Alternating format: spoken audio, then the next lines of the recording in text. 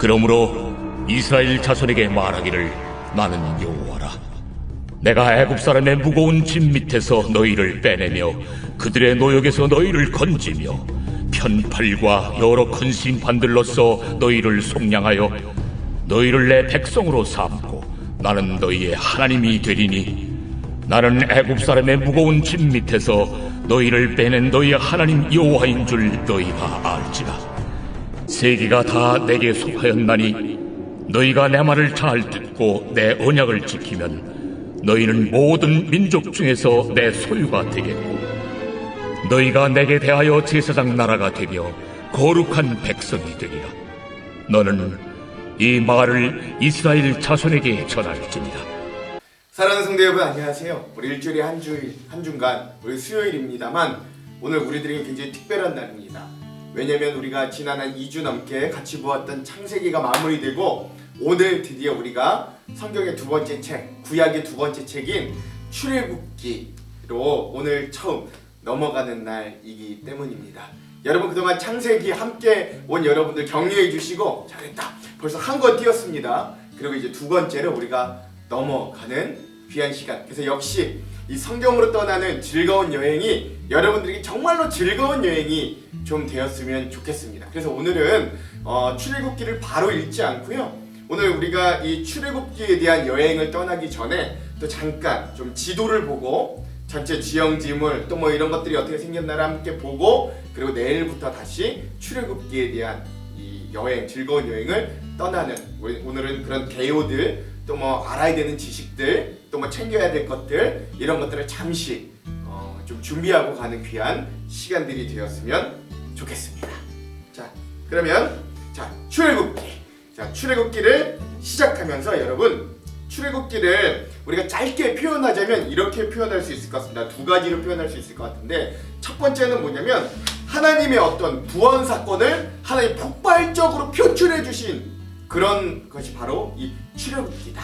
그러니까 하나님의 구원이라는 것을 빼놓고는 출애굽기를 말할 수 없다. 이것을 여러분 잘 아시면 됩니다. 그래서 여러분, 제가 그때 우리 성경의 심장, 뼈대, 뭐 살 이런 거 했을 때 기억나시나요? 이 하나님의 출애굽의 구원 사건이 바로 이 구약의 어떤 심장과 같은 역할 중에 심장 중에 심장이다 라고 했는데, 그 부분이 바로 이 출애굽기에 들어 있는 겁니다. 자, 두 번째는 뭐냐면 하나님께서 이제 족장들로부터 시작하셨던 이 역사를 드디어 키워나가기 시작하는데, 어디까지 키워나가시려고 하시냐면 하나님의 나라의 백성들, 하나님의 백성들의 나라를 이제 세워가신 어떤 기틀을 잡는 곳이 바로 이 출애굽기다. 이 개념을 여러분 절대 잊지 마십시오. 하나님의 나라의 기틀을 여기서부터 잡아 가시는 겁니다. 이것들을 좀 기억하시고 가면 출애굽기를 훨씬 더 재미있게 읽으실 수 있습니다. 우리가 이제 그러면 이제 출애굽기를 가기 전에 이 출애굽기라는 이름의 뜻을 한번 좀 살펴볼 필요가 있는데요.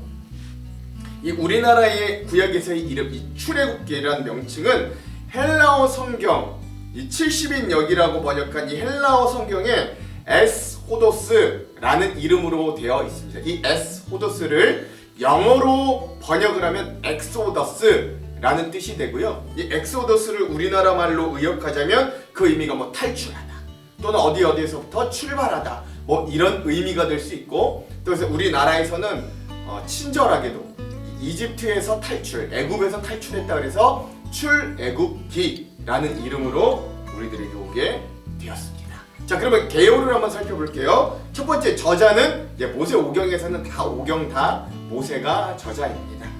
두 번째, 기록 연대는요 똑같습니다. 주전은 1446년에서 1407년 정도 대략 추정하는데요. 근데 이것 좀 그렇게 정확하진 않고요. 대략 길게 한 BC, 주전은 16세기부터 11세기 그 어느 중간쯤에 아마 쓰였을 것이다. 대충 이렇게 보시면 되겠습니다.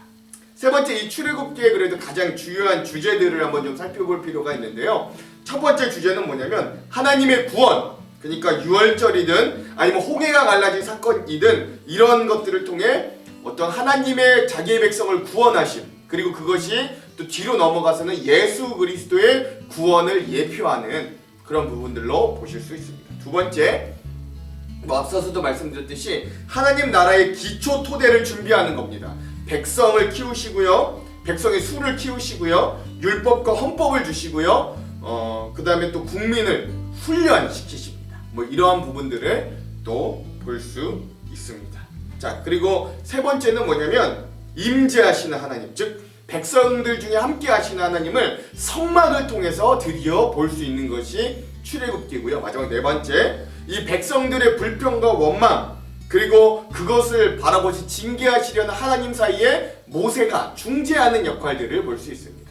또 그 중재하는 역할을 또 하나 직책으로 세운 것이 아론을 대표이시한 제사장, 즉 하나님과 인간 사이의 중재자, 뭐 이런 역할들이 등장하는 것. 그리고 이 대제사장, 이 제사장이라는 역할의 예표가 결국 예수님, 예수 그리스도로 와서 완성되어지는, 예수님이 하나님과 사람 사이의 관계에 십자가로 중재하시는 모습으로 대표되시는 것들로 또한 바라볼 수 있다. 이것들도 여러분 기억하시면, 한 이 네 가지 주제를 기억하시면 출애굽기를 읽어가는데 아주 좋겠다라는 것들을 말씀드립니다.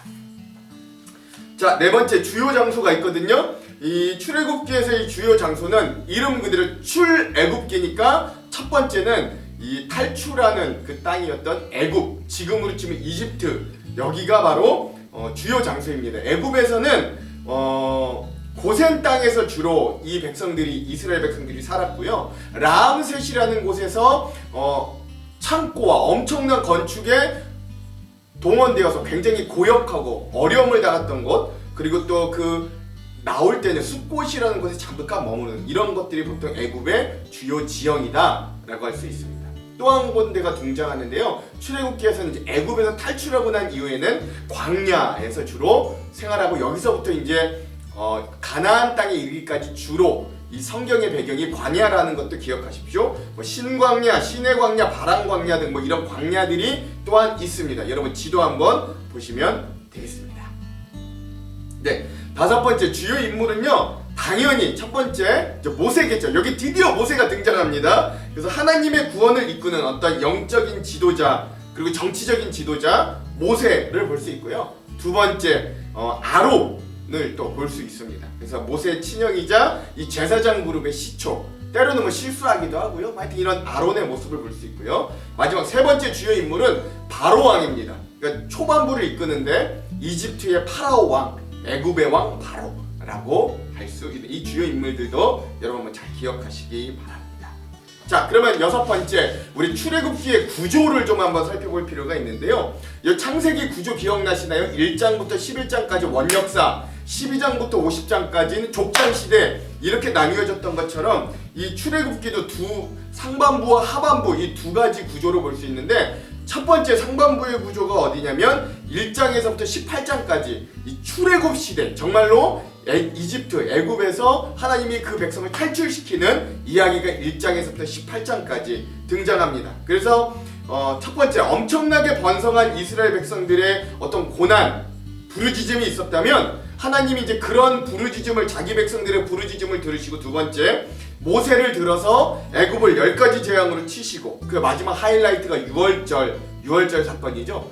이 자신의 백성들의 아들들을 죽인 애굽 백성들에게 하나님도 복수하십니다. 그래서 하나님은 더 크게 복수하셔서 애굽에 있는 모든 장자들을 다 죽여버리시는 이 유월절 사건이 마지막으로 10장의 10번째 사건으로 등장하고, 그 다음 애굽과 홍해에서 백성들을 구원하시는 이 하나님의 모습도 볼 수 있습니다. 이것이 1장에서부터 18장까지의 어떤 출애굽 시대의 마지막, 출애굽 시대의 장면이다 라고 할 수 있습니다. 그 다음에 후반부는 19장에서부터 40장까지, 여기를 무슨 시대라 그러냐면 시내산 언약 시대라고 합니다. 가장 중요한 게 이제 시내산에서 십계명을 받고 하나님의 율례들을 받는 사건들이거든요. 그래서 이 장에서는 19장에서 40장까지가 이제 시내산 언약 시대라고 할 수 있습니다. 여기에서는 그냥 뭐 하나님과 백성들이 그냥 약속 끝, 이게 아닙니다. 정말 중요한 의미는 여기서 뭐냐면 국가의 기틀을 여기서 하나님이 잡으시는 거예요. 그래서 법도 주시고, 뭐 백성들을 훈련도 하시고, 만나와 메추라기도 먹이시고, 뭐 이런 것들을 시작하시는 거예요. 이게 그냥 하시는 게 아니라 국가의 기틀을 잡으시는 겁니다, 하나님이. 두 번째, 십계명으로 대표되는 새로운 언약을 그래서 국가의 법치를 또한 세우시고 성막을 세워서 신앙의 중심을 잡으시고 또한 40년의 광야 연단이 시작되므로 국민의 어떤 이 자기의 백성들의 신앙적인 시각을 하나님이 형성하시는 거예요. 나만 봐도 살 수 있어. 이 계속해서 훈련하신다. 이것 기억하시면 되겠습니다. 자, 마지막 7번 주요 사건 한 10가지 정도를 함께 보고 오늘 제 이 말씀은 좀 마무리하겠습니다. 첫 번째, 노예 생활이 시작되고 이스라엘 백성들이 울부짖게 됩니다. 울부짖게 되죠. 특히 아들들이 막 죽어요. 너무 이제 번창하고 번성하니까 바로 왕이 명령을 내려서 두려우니까 명령해서 막 이스라엘 백성들의 아들들이 죽게 되는 그런 일들이 일어나고요. 두 번째, 그 중에 모세가 태어나고 또 하나님의 인도하심으로 애굽 공주의 손에서 구출을 받고 궁전에서 잘 좋은 교육과 좋은 상황 가운데 이제 모세가 막 성장하게 됩니다. 세 번째, 그 모세가 하나님의 부르심을 받고 떨기나무 앞에서 부르심을 받고 애굽의 바로와 대결합니다. 그 대결이 10가지 재앙으로 나타나죠. 네 번째, 그 중에서 10가지 재앙의 마지막 중에 유월절 사건이 일어납니다. 그래서 즉 하나님의 복수이자 어떤 예수 그리스도의 예표가 되는 유월절 사건, 어린 양의 피를 문설주에 바르면 하나님이 그 집은 이스라엘 백성의 집인 줄 알고 재앙이 뛰어 넘어가게 하시는 유월, 패스 오버, 이런 유월절 사건이 일어납니다. 자, 다섯 번째, 그래서 이 백성들이 바로가 보내주지만 또 마음이 확 바뀌어서 다시 이 이스라엘 백성들을 막 추격하죠. 그때 앞에 홍해가 있었는데 홍해가 갈라지는, 홍해가 열려지는 사건이 드디어 등장합니다. 자, 여섯 번째, 자, 탈출에 성공한 이스라엘 백성들이 광야에서 이제 굶어 죽을 수 없잖아요. 그러니까 하나님이 그 광야에서 처음으로 만나와 메추라기로 먹이시는 장면도 여기 출애굽기에 등장합니다. 그리고 일곱 번째, 드디어 시내산에서 십계명과 하나님의 율례들을 받아냅니다. 그래서 하나님과 백성 간의 새 언약, 나라의 기틀이 법으로 이렇게 세워지기 시작하는 겁니다. 자, 8번, 여덟 번째는 그런데 그 새를 못 참고 아론을 위시한 이 이스라엘 백성들이 금송아지를 만들어서 우상 숭배의 죄를 짓는 거예요. 이게 왜 중요하냐면 이 십계명을 받는 언약이 세워짐과 동시에 이들이 언약을 거의 받자마자 언약을 바로 깨버리는 거거든요. 십계명의 1계명이 나 외에 다른 신을 섬기지 말라, 우상 숭배하지 말라, 이것이었는데 이걸 그냥 이들이 이 계명을 받자마자 인간은 깨버리는 거예요. 이거 참 의미 있는 사건인데 이런 사건들이 벌어나고 하나님이 분노하시고 징계하시고 심지어 이 백성들을 버리려고까지 하시는 거예요. 그런데 아홉 번째, 모세가 그런 하나님과 백성 사이에서 중재합니다. 하나님, 근데 이 백성들 하나님 버리시면 어떡해요? 하나님의 이름이 비웃음 받으실 거예요. 하나님, 우리 버리지 마세요. 버리실 거면 나도 버려주세요. 생명책에서 지워주세요. 뭐 이런 이야기를 모세가 함으로 하나님이 다시 마음을 돌리는 이런 하나님과 백성 사이의 중재자 역할을 하는 모세의 모습이 아홉 번째. 그리고 마지막 열 번째로 드디어 하나님이 주신 십계명과 율례들을 통해서 성막과 제사장이 세워지는 그런 사건을 마무리로 이 출애굽기가 완성되더라 라는 것들을 여러분 이런 10가지 주요 사건들을 기억하시고 우리가 이제 1장부터 40장까지 한번 또 쭉 읽어가는 즐거운 여행을 하도록 하겠습니다. 여러분, 오늘은 이렇게 출애굽기를 그래도 읽지 않고 이렇게 전체적인 좀 지도를 보고 우리가 내일부터 출애굽기를 좀 본격적으로 읽겠습니다.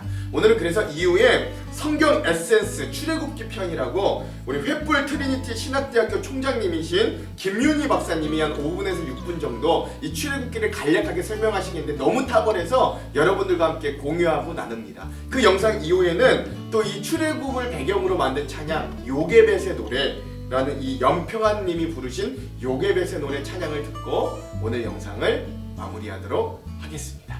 그럼 사랑하는 성도 여러분, 오늘 하루도 말씀으로 승리하십시오. 사랑하고 축복합니다.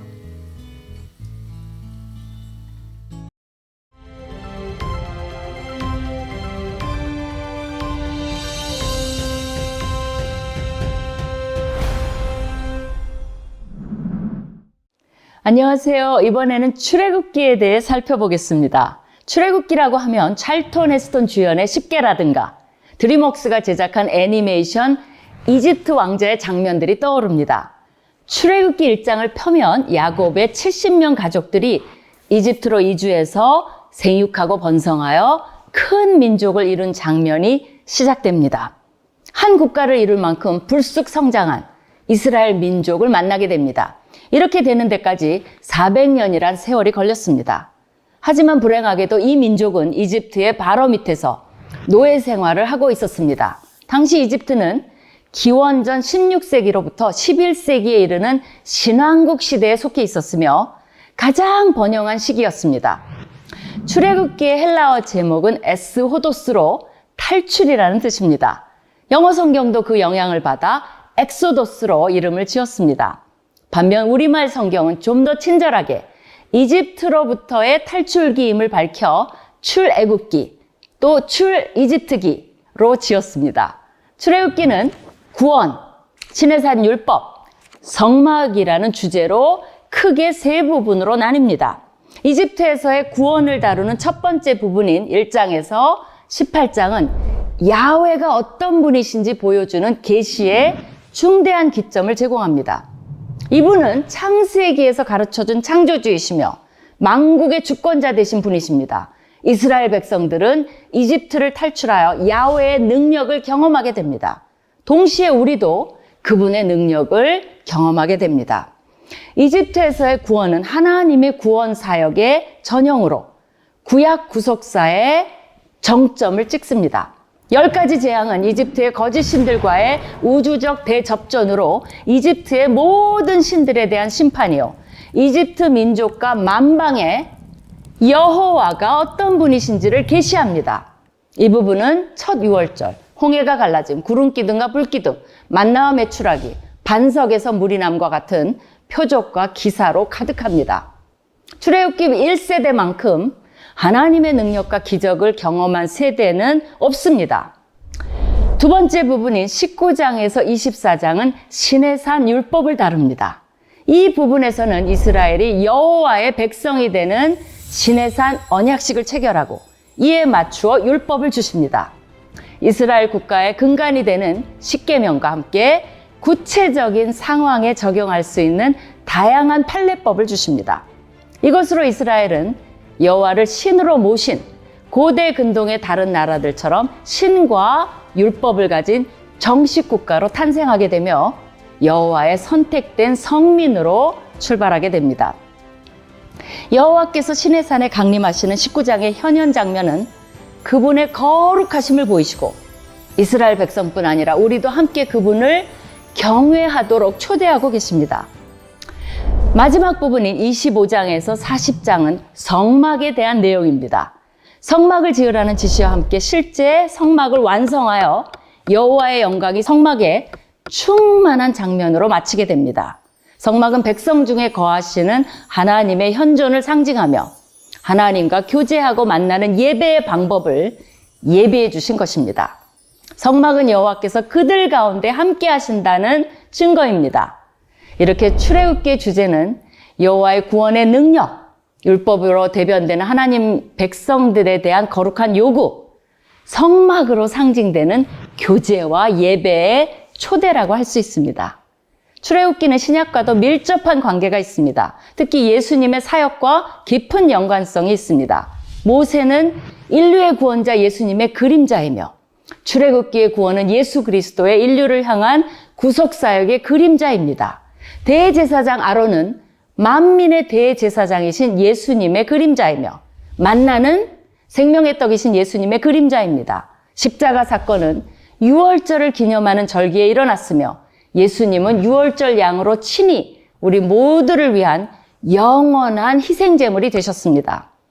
또한 성막에서 지성소와 성서 사이에 쳤던 휘장은 예수 그리스도의 육체를 상징하는 것으로 예수님이 돌아가실 때 휘장의 장벽은 없어지고 우리는 예수님의 피로 말미암아 담대히 지성소에 나아갈 수 있는 생명의 길을 얻게 되었습니다. 출애굽기의 핵심 구절을 고른다면 모세가 바로에게 반복해서 요구한 내 백성을 보내라, 그들이 나를 섬길 것이니라 일 것입니다. 우리 모두는 우리를 구속하는 모든 죄와 속박과 고통에서 벗어나 새 모세이신 예수님을 따라 나서 여호와만 섬기고 그분의 말씀대로 살고 그분의 자녀가 되어야겠습니다. 바로 오늘 그것을 결단하실 수 있기 바랍니다.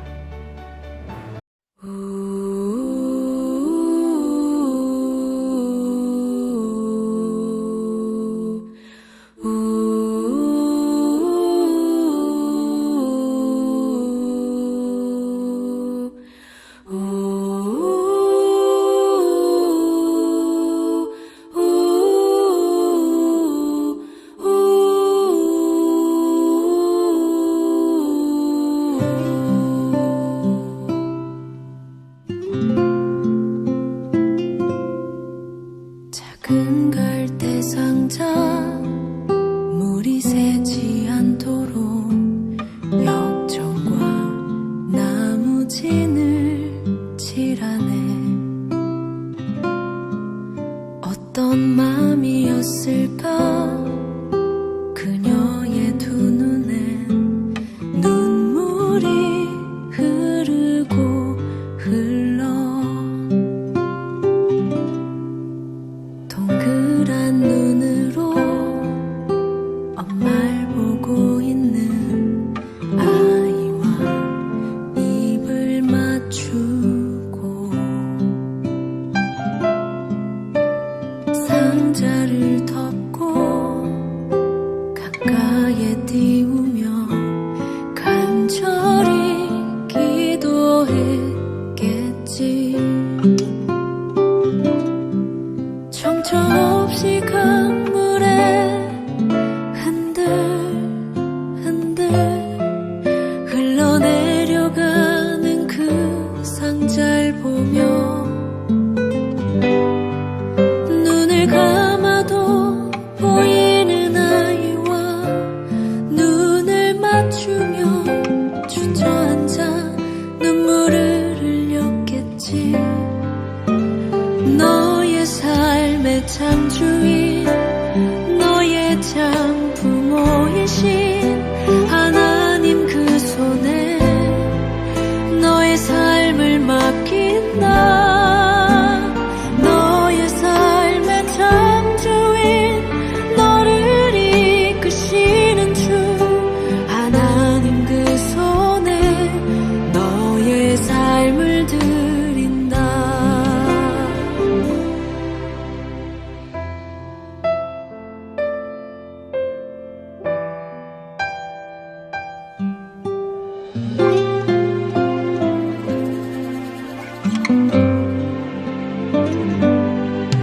어떤 마음이었을까 그녀의 두 눈에 눈물이 흐르고 흘러.